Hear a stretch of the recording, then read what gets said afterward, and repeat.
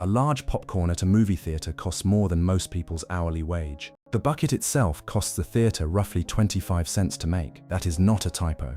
The gap between what popcorn costs and what you pay for it is one of the most deliberately engineered markups in modern retail. And the most remarkable part is that you walk back in every single time. Average Joe does not think of himself as someone who pays $8 for popcorn. He thinks of himself as someone who just got lucky with the ticket discount. By the time the previews start, he is holding a large bucket, a medium drink, and a box of candy he did not plan to buy. Somewhere between the parking lot and the seat, the theater made most of its money for the evening. This is not an accident. To understand why popcorn costs what it costs, you need to understand one uncomfortable fact about how movie theaters actually work. Theaters do not make money on tickets, or at least, not much. When a major studio releases a blockbuster film, the deal between the studio and the theater is heavily weighted toward the studio. In the opening weeks of a popular film, the studio can take up to 80% of the ticket revenue. The theater keeps the rest.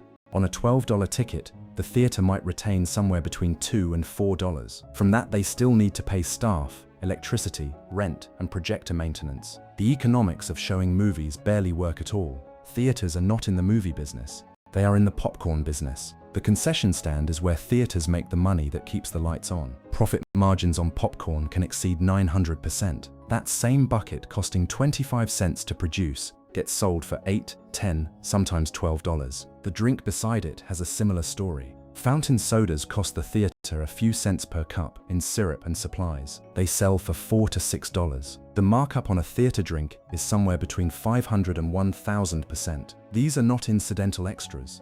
They are the entire financial model. But here is the question that actually matters. Why do people pay it? A bag of microwave popcorn costs less than $1 at any grocery store. The same brand of candy costs less than $2 anywhere else on Earth. People know this. They walk past a convenience store on the way to the theater. They see the prices, and they go in anyway. The answer is something behavioral economists call the captive audience effect. Once you are inside the theater building, your decision-making environment has completely changed. You are no longer comparing popcorn to the grocery store. You are comparing it to nothing. There is no alternative inside that building. The theater has a legal and physical monopoly on everything you can eat and drink for the next 2 hours. This changes the psychology of the purchase entirely. Outside the theater, $8 for popcorn is obviously absurd. Inside the theater, $8 for popcorn is simply what popcorn costs. The context has rewritten your reference point, and the theater knows exactly how to work with that shift. The moment you commit to attending a movie, you have already crossed the threshold. The cost of the ticket is already spent in your mind. Economists call this the sunk cost effect. You paid $15 to be here. The marginal decision of spending another $8 on popcorn feels smaller against the backdrop of what you already committed. The theater is not selling you popcorn at the concession stand. It is collecting on the commitment you already made in the parking lot. Now here is where the design gets considerably more clever. Most theaters offer 3 sizes: small, medium, and large. Research in consumer psychology shows that people rarely choose the smallest option when presented with 3 choices.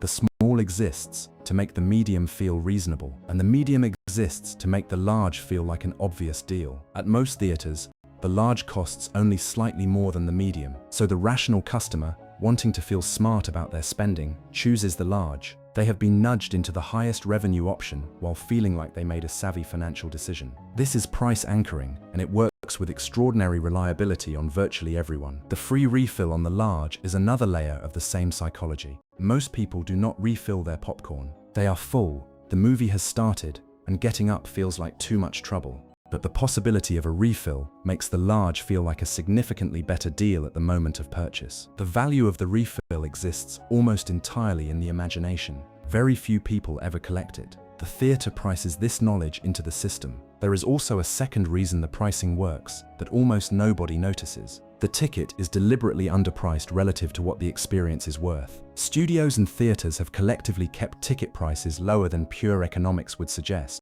Partly because cheap tickets get people in the door, and the door is where the real transaction begins. Think of it like a razor and blades model. The razor is cheap. The blades are where the company makes its money. The ticket is the razor. The popcorn is the blades. This is also why theaters have historically resisted outside food with such intensity. Many theaters have explicit policies against bringing in outside food. This is not about hygiene. It is about protecting the only part of the business that actually makes money. Without the concession monopoly, the entire business model collapses. Some theaters have even experimented with premium food offerings, full restaurant menus, and reserved seating. All of these are attempts to expand the same basic principle. The more you spend once you are already inside, the more viable the theater becomes. And here is the part that most people find genuinely surprising. Moviegoers are not actually as price-resistant as you might expect once they are inside. Studies of theater concession behavior show that a significant portion of customers buy regardless of price, within a fairly wide range. Doubling the price of popcorn does not halve the number of buyers. The captive audience is remarkably inelastic, which means theaters can charge almost whatever they want within a range and still sell a similar volume. This is every business owner's dream, and theaters have quietly been living it for decades. So the next time you find yourself standing at the concession counter, calculating whether the large is worth it, just remember something: the calculation was already done for you. Every price, every size option, every refill policy, and every candy placed at eye level was engineered by people who study exactly how much you are willing to spend after you have already committed to being there. The popcorn is not the product. You, already inside the building with your ticket in hand, are the product. The popcorn just happens to be the invoice.